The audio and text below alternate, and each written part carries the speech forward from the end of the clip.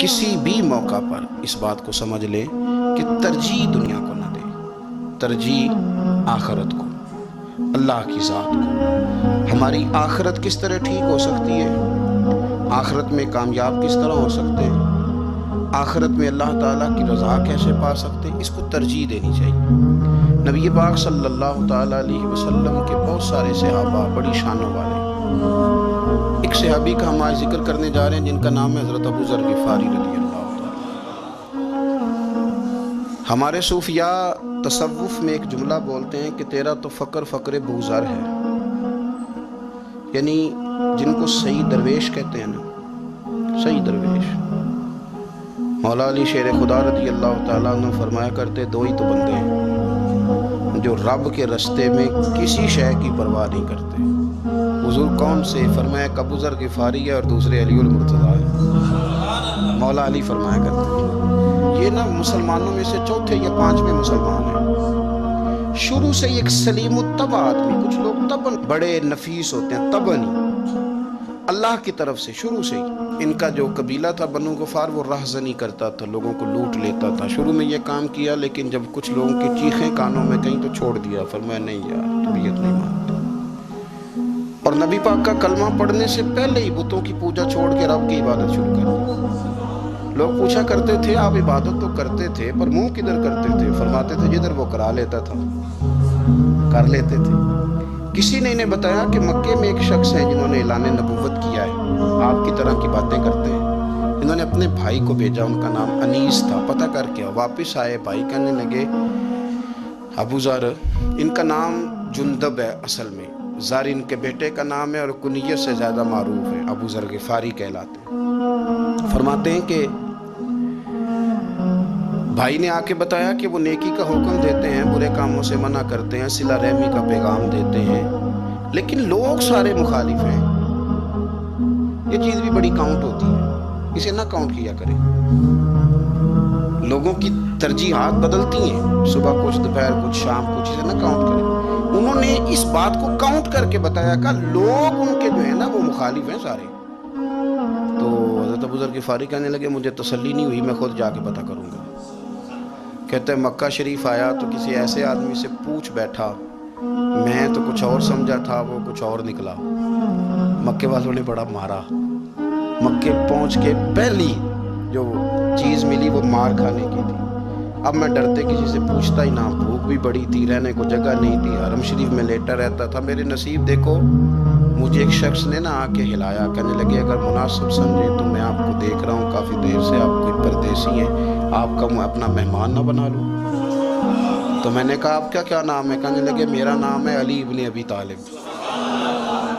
کہتے ہیں مولا کائنات گھر لے گئے، کھانا بھی کھلایا، جگہ بھی دی سونے کو، خدمت بھی کی، لیکن چونکہ میں تو پہلے سے پوچھ کے مار کھا بیٹھا تھا، میں نے پوچھا نہیں میں کدھر آیا ہوں۔ رات رہے، اگلی رات بھی رہے، لیکن میں نے بتایا نہیں میں کس کام آیا ہوں۔ حضرت ابو ذر غفاری رضی اللہ تعالیٰ عنہ کہتے ہیں خود ہی مولا علی نے پوچھا بتا سکتے ہو کیسے آئے ہو؟ میں نے کہا رات رکھ لو گے؟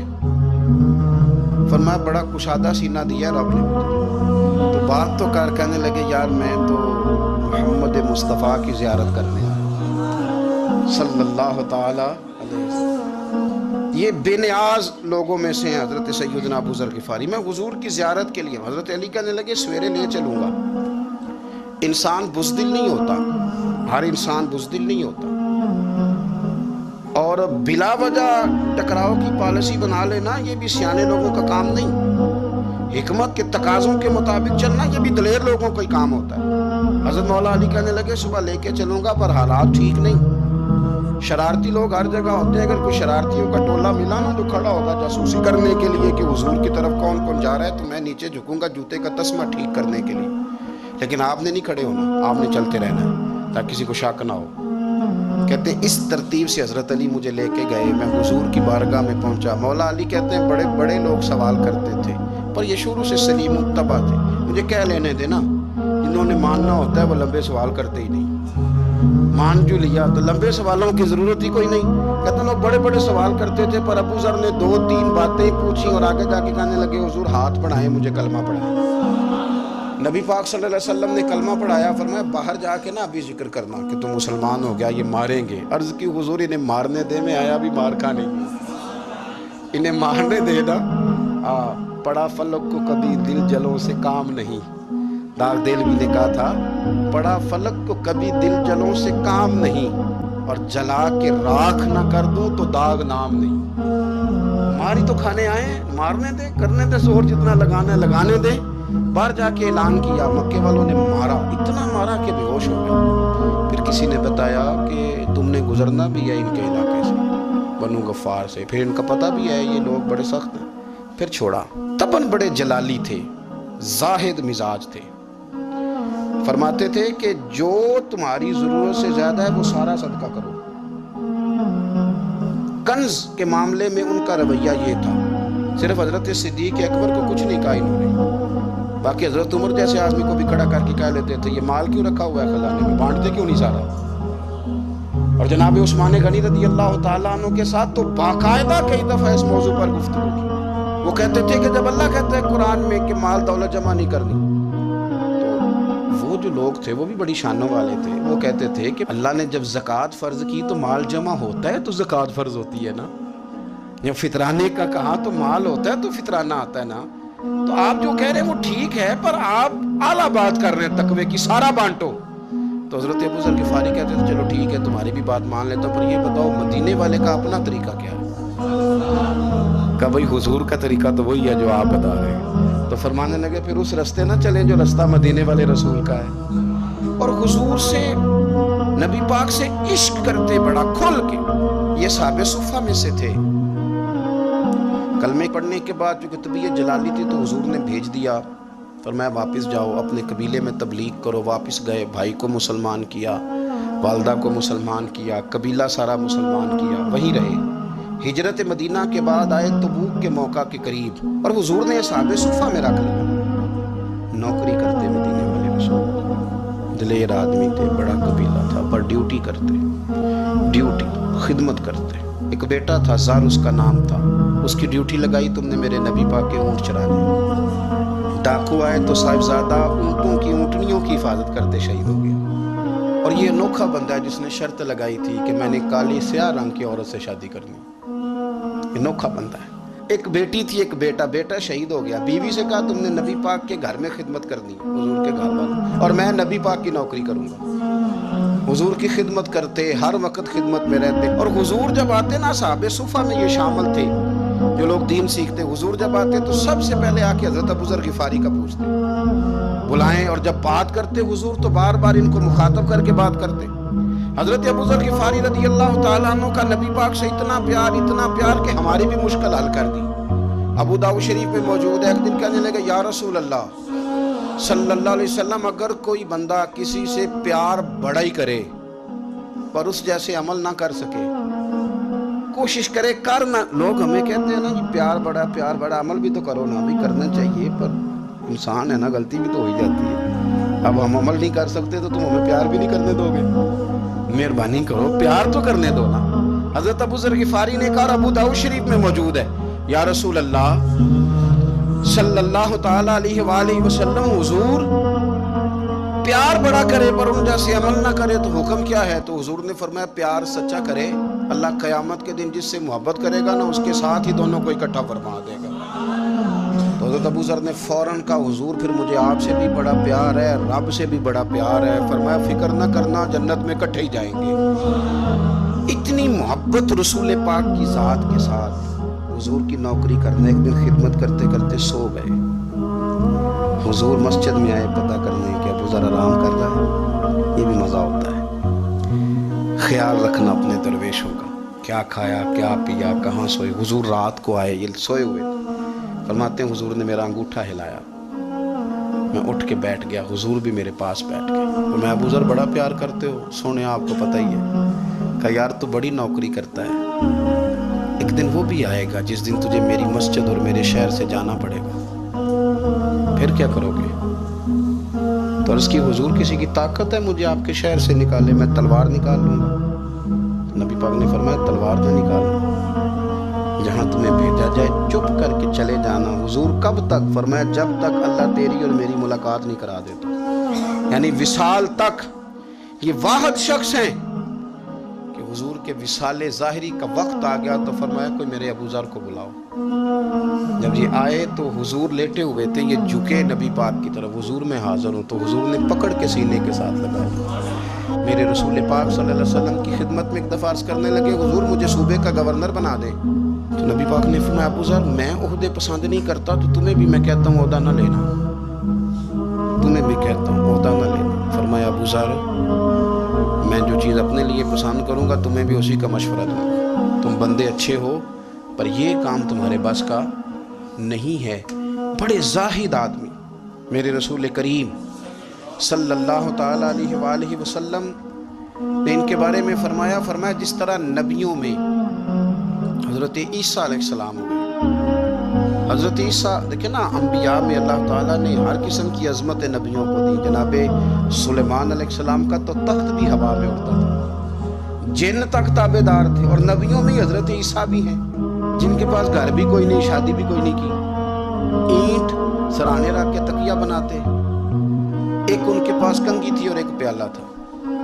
دیکھیں جو بندہ نیک ہو نا، وہ بھی نیک ہیں، اللہ کے نبی ہیں، آپ اپنا تقوی مسلط نہیں کریں گے، جو وہ کر رہے ہیں وہ بھی مخلص ہو کے کر رہے ہیں۔ حکومتیں جو چلانی ہیں تو وہ کس نے چلانی ہے؟ اگر نیک بندے نہیں آئیں گے تو غلط لوگ آئیں گے، قوموں پہ ظلم کریں گے، وہ بھی اپنی جگہ ٹھیک ہے، لیکن یہ جو کر رہے ہیں یہ بات بھی اپنی جگہ بالکل ٹھیک ہے۔ ہم پتہ کیا کرتے ہیں، ہم چیزوں کو مسلط کرتے ہیں، ایک دوسرے پر مسلط نہیں کریں چیزوں کو۔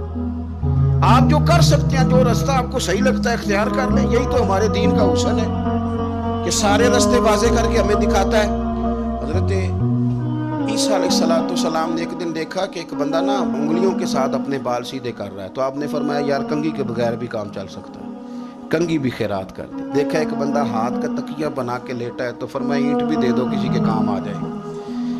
ایک دن دیکھا کہ ایک بندہ نا یوں چلو میں پانی پی رہا ہے، فرمایا پیالہ بھی رہنے دو، اس کے بغیر بھی کام چل ہی جاتا ہے۔ جناب عیسیٰ کا یہ زہد تھا۔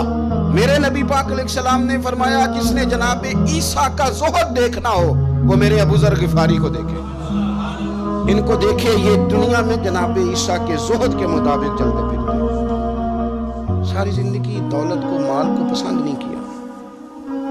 جہاں رہتے تھے ایک گورنر صاحب نے 300 دینار تحفے میں بھیجے، تو ایک ہوتا ہے نا بندہ کہتا ہے نہیں ضرورت نہیں، اور حضور سید عالم صلی اللہ علیہ وسلم نے حضرت عمر سے فرمایا تھا جو خود بخود آ جائے وہ قبول کر لو اللہ کی طرف سے، لیکن ان کا رنگ فقیری والا تھا اور تھوڑا انوکھا تھا۔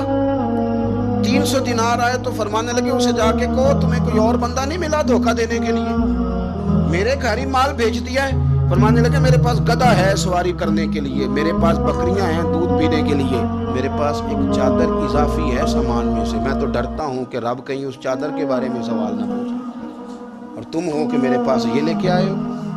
حضرت عثمان غنی کے پاس جا کے کہا کرتے کتنا لوگوں کے پاس پیسہ آ گیا ہے، ہر بندے کے گھر میں مال ہے، یہ کیا ہو رہا ہے، لوگوں سے کہیں خرچ کرے غریبوں پہ۔ عثمان غنی فرمانے لگے تمہیں تو خوش ہونا چاہیے کہ میرے دور میں لوگ خوشحال ہو گئے۔ آپ فرمانے لگے نہیں، وہ والا رنگ زیادہ بہتر ہے جو مدینے والے نے اختیار فرمایا، کیونکہ کچا رنگ للاری والا چڑھتا تے لیندا رہندا عشق تیرے دا رنگ محمد، جدوں چڑھ جائے پھر نہیں لیندا۔ آپ کی طبیعت کے اندر دولت سے بیزاری، حضرت ابو درداء، حضرت ابو موسیٰ اشعری، حضرت ابو ہریرہ رضی اللہ تعالیٰ عنہ، یہ سمجھ لیں ان کے کلاس فیلو تھے، ان کے ساتھ پڑھا تھا انہوں نے۔ حضرت ابو ذر غفاری ان پر بھی جلال کرتے ہیں۔ آپ یقین کریں کہ طبیعت نا ایسے کیف میں آ گئی ان کو پڑھ کے، ان کو پڑھا جب کچھ دنوں سے تو کچھ انوکھا، یہ انوکھی وجہ ہے، سارے زمانے سے نرالے ہیں، یہ بندے کون سی بستی کے یا رب رہنے والے ہیں، یہ کس طرح کے لوگ ہیں، کیا سوچ ہے۔ حضرت ابو درداء رضی اللہ تعالیٰ عنہ کے گھر کے قریب سے گزرے تو حضرت ابو درداء مکان بنا رہے تھے، کیا جملہ کہا، تڑپ گئی روح۔ فرمانے لگے ابو درداء تجھ سے مجھے یہ امید نہیں تھی یار۔ فرمایا کیا ہوا؟ فرمانے لگے اب تیرا مکان بنانے کے لیے بھی اللہ کے بندوں کی پشتوں پر اینٹیں رکھی جائیں گی، تیرا مکان بنانے کے لیے رب کے بندوں کی پشتوں پر اینٹیں تیرے لیے۔ حضرت ابو درداء نے گردن جھکا کھا لی؟ فرمایا یار جہاں تم ہے نا تو بالکل ہی ٹھیک کہتا ہے۔ کیوں؟ میرے نبی پاک صلی اللہ علیہ وسلم نے فرمایا اس زمین کے اوپر اور آسمان کے نیچے ابو ذر غفاری سے سچا بندہ کوئی نہیں، ان سے زیادہ سچا کوئی نہیں۔ فرمایا تو ٹھیک کہتا ہے یار، صحیح کہتا ہے۔ حضرت ابو موسیٰ اشعری رضی اللہ تعالیٰ عنہ کو گورنر بنا دیا گیا عراق کا۔ اب حضرت ابو موسیٰ اشعری صحابہ میں ایک بڑے جلیل القدر صحابی ہیں، اور ان کی عظمتیں، رفتیں، بلندیاں کیا کہنا، بڑی گہری دوستی تھی۔ لیکن جب وہ گورنر بن گئے نا تو آپ نے فرمایا بس بھائی اب تو نے عہدہ لے لیا ہے، یہ بندے کو ٹھیک نہیں رہنے دیتی چیزیں، اب تو عہدے میں چلا گیا ہے۔ بڑی مدت کے بعد ملاقات ہوئی حضرت ابو موسیٰ اشعری کے ساتھ، وہ دوڑ کے آئے حضرت ابو ذر غفاری کے گلے ملنے، میرا بھائی میرا بھائی۔ فرمایا پیچھے ہٹ جا، میں نہیں تیرا بھائی، تو گورنر ہے، میں غریب آدمی ہوں، اپنا کام کر۔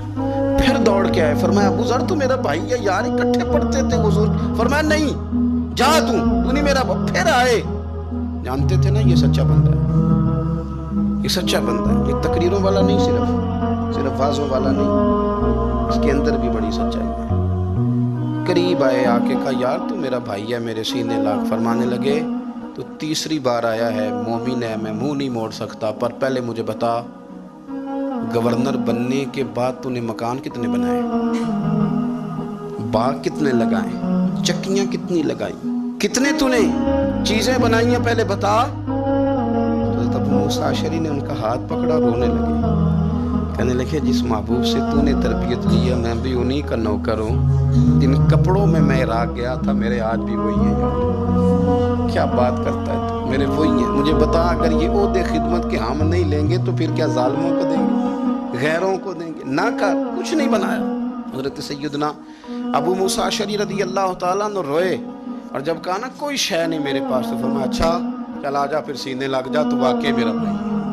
پھر حضرت ابو ذر غفاری نے محبت فرمائی، وہ درویشی، وہ فقیری، وہ سادگی، وہ نورانیت، وہ دل کے ساتھ اندر۔ ہمارے تو بہت سارے لوگ ہیں جو کہتے ہو کہاں لے جانا ہے مال، کیا ضرورت ہے مال کی، ہر وقت مال کی مخالفت کرتے ہیں، لیکن دل ان کا کہتا ہے کہ آئے صحیح کسی طریقے سے، پہنچے صحیح۔ حضور نے فرمایا بعض لوگوں کی زبانیں شہد سے زیادہ میٹھی، دل بھیڑیے سے زیادہ خطرناک، اوپر سے کہہ کچھ رہے ہیں اندر حالات کچھ اور ہیں۔ لیکن حضرت ابو ذر غفاری رضی اللہ تعالیٰ عنہ دوری دولت سے، آپ فرماتے کیوں ہے لوگوں کے پاس مال، کس لیے اتنا مال جمع کیا ہے، کیا ساری غریبی ختم ہو گئی ہے، غربت مٹ گئی ہے ساری، کیوں لوگ مال بناتے ہیں؟ ایک اور آپ کی کلاس فیلو تھے جو بصرے کے گورنر بنے، عبداللہ بن عامر رضی اللہ تعالیٰ۔ ایک صاحب سے ملاقات ہوئی، جناب نافع تائی ان کا نام تھا، تو حضرت ابو ذر غفاری سے وہ بڑے شوق سے ملنے آئے، حضور کے صحابی سمجھ کر کے۔ فرمایا کہاں کے رہنے والے ہو؟ کہا میں تو بصرے کا رہنے والا ہوں۔ فرمایا وہاں میرے ایک کلاس فیلو ہیں عبداللہ بن عامر، کہا وہ تو آج کل گورنر ہیں۔ فرمایا میرا ایک پیغام دے دو گے اس کو جا کے؟ کہا حضور دے دوں گا۔ فرمایا اس سے جا کے کہنا تو گورنر بن کے بھی زندہ ہی ہے، اور میں پانی کا پیالہ پیتا ہوں، کھجور کھاتا ہوں اور رب کی عبادت کرتا ہوں، میں بھی تو زندہ ہی ہوں نا، تو بھی زندہ ہی ہے، اس سے آگے کچھ نہیں ہے، اور میں کھجور کھاتا ہوں، پانی کا پیالہ پیتا ہوں، میں بھی تو زندہ ہوں نا۔ اللہ اکبر۔ نافع تائی کہتے ہیں اس پیغام کی سمجھ نہیں آئی، لیکن میں لے کے گیا، عبداللہ بن عامر سے میری ملاقات ہوئی، تو میں نے کہا جی ایک پیغام دینا ہے، تو انہوں نے کوئی توجہ نہیں کی۔ جب میں نے بتایا نا کہ حضرت ابو ذر غفاری کا پیغام ہے تو ان دونوں آنکھیں کھول دی، کہنے لگے جلدی بتاؤ انہوں نے کیا کہا ہے۔ فقر اور درویشی کے رستے پہ چلنے والوں کے امام سیدنا ابو ذر غفاری نے کیا کہا ہے؟ تو کہتے ہیں مجھے پاس بٹھا لیا، شفقت فرمائی، کہنے لگے اب بتاؤ انہوں نے کیا کہا ہے؟ تو عرض کرنے لگے انہوں نے کہا ہے کہ تو گورنر ہے، تو بھی زندہ ہے، اور میں کھجور کھاتا ہوں، پانی پیتا ہوں، رب کو یاد کرتا ہوں، میں بھی تو زندہ ہی ہوں نا۔ کہنے لگے ایک دفعہ پھر کہہ۔ کہا انہوں نے کہا تھا کہ میں کھجور کھاتا ہوں، پانی پیتا ہوں، عبادت کرتا ہوں، میں بھی تو زندہ۔ کہا ایک دفعہ پھر کہہ۔ کہتے ہیں تیسری دفعہ کہا تو وہ اتنا روئے کہ انہوں نے چادر میں منہ چھپا لیا. کہنے لگے یار وہ ٹھیک ہی کہتا ہے, وہ صحیح کہتا ہے. اتنا مال, اتنے عہدے, اتنی چیزیں, اتنا کچھ جمع کر کے رکھا ہے. ان کا حساب دینا, ان چیزوں کی اللہ کے حضور کیا عذر پیش کریں گے, کس طرح رب کی بارگاہ میں بتائیں گے کیا وجہ تھی, کن چکروں میں ہم نے زندگی گزارتی. سیدنا ابو ذر غفاری رضی اللہ تعالیٰ عنہ نے اپنی حیات مبارکہ ساری کی ساری فرماتے تھے کہ ہم نہیں عمل کریں گے تو کون کرے گا. وہ خاص سادگی, وہ خاص, پتہ ہے میرے نبی پاک نے کیا فرمایا؟ فرمایا مجھے میرے رب نے حکم دیا ہے کہ میں 4 لوگوں سے پیار کروں. اللہ اکبر, کاش کبھی آپ اس حدیث کے جملوں کو سمجھیں. او یار اللہ نے حکم دیا ہے, محبوب پیار کرے. حضور کس سے؟ تو پہلے 3 مرتبہ نبی پاک نے ایک ہی شخص کا نام لیا, فرمایا علی سے, علی سے, علی سے, پھر فرمایا ابو ذر غفاری سے, پھر فرمایا جناب مقداد سے, پھر فرمایا سلمان فارسی سے. رب نے مجھے کہا ان سے پیار کرو. حضرت ابو ذر غفاری تبوک کے موقع پر نا اونٹ پہ بیٹھے تھے, پیچھے رہ گئے. اونٹ پر بیٹھے تھے تو پیچھے رہ گئے. اونٹ سست تھا, تھک گیا, چل نہیں رہا تھا. حضرت ابو ذر غفاری رضی اللہ تعالیٰ عنہ پہلے تو اسے لے گئے ایک گاؤں میں کہ اونٹ بیمار ہو گیا, اس کا علاج کرایا, لیکن جب وہ ٹھیک نہ ہو سکا نا تو اونٹ وہیں چھوڑ دیا. حضور صلی اللہ علیہ وسلم کے پیچھے ضرور پہنچنا ہے میدان تبوک میں. تو جو سامان تھا وہ سارا پشت پہ رکھا اور اکیلے ہی چل دیے, تنے تنہا اور پیدل. سامنے سے گرد اڑتی ہوئی نظر آئی تو لوگوں نے کہا حضور پتہ نہیں کون آیا ہے. فرمایا تمہیں نہیں پتا, مجھے تو پتہ ہے نا, ابو ذر غفاری آیا ہے, ابو ذر غفاری آئے. پھر حضور نے فرمایا یمشی واحدہ و یموت واحدہ و یبعث واحدہ. فرمایا یہ تنہا چلتے ہیں, یہ تنہا ہی دنیا سے جائیں گے, تنہا ہی اٹھائے جائیں گے. تنہا چلتے ہیں, تنہا ہی دنیا سے جائیں گے, انتقال تنہا ہی اٹھائے جائیں گے. جو بہت زیادہ سختی کرنے لگے صحابہ پہ, بہت زیادہ. تو حضرت عثمان غنی رضی اللہ تعالیٰ عنہ نے فرمایا کہ آپ اپنے مزاج کے لحاظ سے تو درست ہیں, پر جو چیز آپ طاری کرنا چاہتے ہیں جب شریعت گنجائش دیتی ہے تو آپ کیوں اتنی سختی فرماتے ہیں؟ تو فرمانے لگے ٹھیک ہے, پھر مجھے ربضہ جانے کی اجازت دے دو. ربضہ ایک بستی تھی, جنگل تھا, وہاں کوئی آتا جاتا نہیں تھا, اسی کسے دے کچھ نہیں چلا تو نہ کوئی ساڈا دردی. حضور نے کہا تھا نا یمشی واحدہ, اکیلا چلے گا. ربضہ چلے گیا. حضرت سیدنا عثمان غنی نے کہا یہ کچھ بکریاں لے جاؤ, دودھ پی لیا کرنا. فرمایا عثمان مجھے مال کی تو ضرورت پہلے دن سے ہی کوئی نہیں تھی, مجھے تو رب رسول کی ضرورت ہے, ان کی کرم نوازیاں میرے ساتھ رہتی. تشریف لے گئے. وہاں تنہا کھجور کے خشک ٹکڑے کھاتے, عبادت کرتے, اللہ کو یاد کرتے. بڑے بڑے لوگوں نے آ کے کہا کہ ابو ذر آپ کی بڑی شان ہے, ہمارے ساتھ چلیں. فرمایا چھوڑو, کہاں منشور ہم اور کہاں ہنگامے محبت کے, ایک حجرے میں رہتے ہیں, خدا کو یاد کرتے ہیں, ضرورت کوئی نہیں, جہاں ہوں نا وہاں میں ٹھیک ہوں, حاجت نہیں. وصال کا وقت آ گیا, دنیا سے جانے کا ٹائم آ گیا. اکیلے ہیں, بیوی ہے اور بیٹی ہے, جنگل کا علاقہ ہے, حج ہو گیا, رستے بند ہو گئے, بیمار ہو گئے. اپنی اہلیہ کو بلا کے کہنے لگے اب میں بچوں گا نہیں, اب جانے کا وقت آ گیا. میں نے فقیری جو حضور کی دیکھی تھی اس میں نے وقت گزارا ہے, اور دیکھ میں جا بھی فقیری میرا لے سجدہ سا توڑ دی پائی, جان بھی دیتی تیرا تیرے. اب جانے کا وقت ہے تو اس طرح کرنا, اگر تیرے پاس کوئی کپڑا ہوا تو مجھے کفن دے دینا, نہ ہوا تو اللہ کے سپرد کر دینا.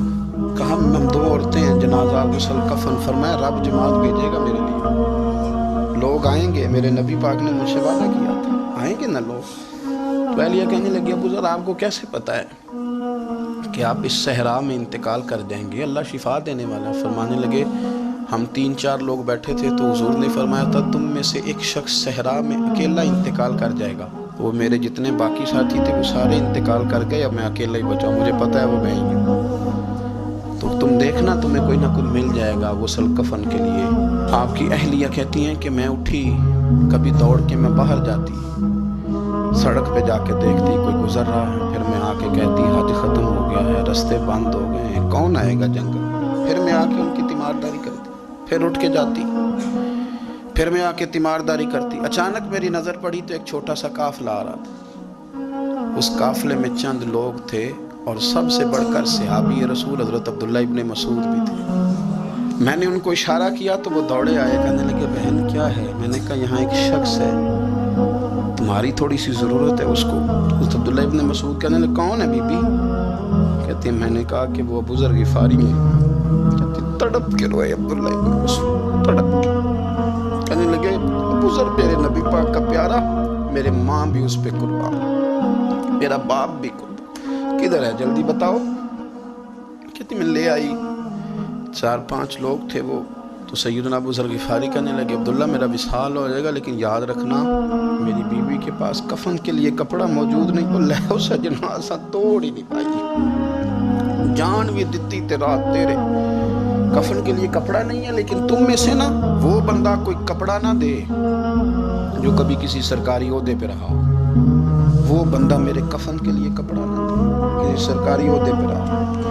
ایک انصاری جوان کہنے لگا ابو ذر میں کبھی کسی عہدے پہ نہیں رہا، اگر آپ میری چادر قبول کر لیں کفن کے لیے میں ٹھیک ہے، میں نے نا حضور کے طریقے پر زندگی گزاری ہے، چپ کر کے میرا جنازہ پڑھ دینا اور مجھے کہیں اور نہ لے کے جانا، اسی کسی دے کچھ نہیں لگتے تو نہ کوئی ساڈا دردی، یہیں کسی صحرا میں جنگل میں یہیں قبر کھود کے مجھے دفن کر دینا، جانے نہیں ہے کسی جگہ۔ حضرت عبداللہ ابن مسعود رضی اللہ تعالیٰ نے جنازہ پڑھایا اور اس درویش کو جو 5ویں یا 4تھے مسلمان ہیں ان کو وہاں دفن کیا۔